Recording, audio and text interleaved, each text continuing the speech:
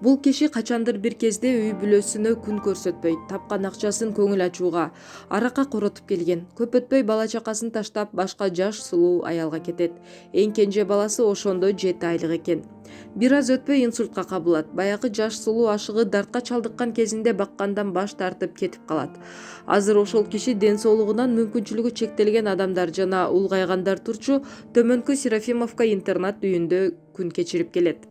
Эч ким андан кабар албайт. Биринчи жубайы да, экинчи аялы да, жада калса балдары да келбейт. Карыгандагы жалгыздыгына жаштыгында кетирген катачылыгы себеп болуптур, деди интернат үйүнүн директору Бактыбек Жунушов. Интернаттын аймагында маршруттук такси турат. Өз чоң ата, чоң апаларын көрүүгө келгендер, туугандары күн көз уялтат, алыстан баланын күлкүсү угулат.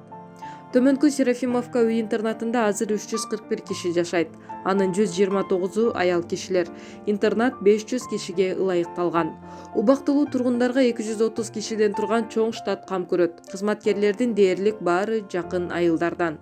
Калиман эже бул жакка чоң кырсыктан кийин түшкөн. Аялдын жамбаш сөөгү саны бир нече жерден сынып кеткен. Бирок бул аялдын башына түшкөн сыноолордун бири гана экен.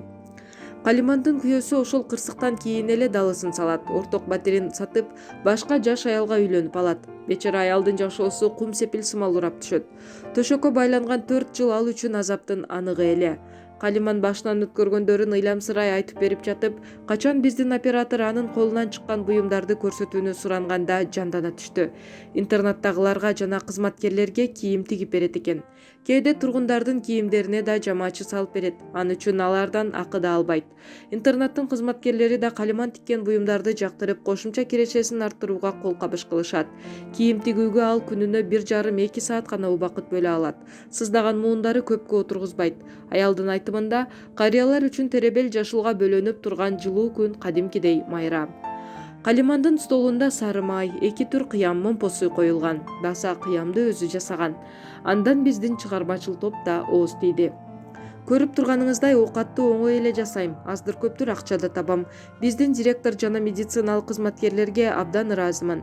Алар мени бутка тургузду. Азыр тек гана үстүмдө үйүм болсун деп тилек кылам, деди ал. Бир бөлмө батир же чакан үй бөлүп берилишин өтүнө Калиман эже бир нече жылдан бери өкмөткө үнүн жеткире албай келет. Жазган каттарына жооп берген эч ким жок. Өмүр бою интернатты байырлоого болбостугун ал жакшы түшүнөт. Эгер турак жай беришсе, дароо көчүп кетүүгө даярмын. Бойго жеткен уулум бар, аны үйлөнтүшүм керек. Азыр Москвада иштеп жүрөт. Ал үйлөнүп калса, келинди кайда алып келет? Бул жайгабы? Болгону 52 жаштамын.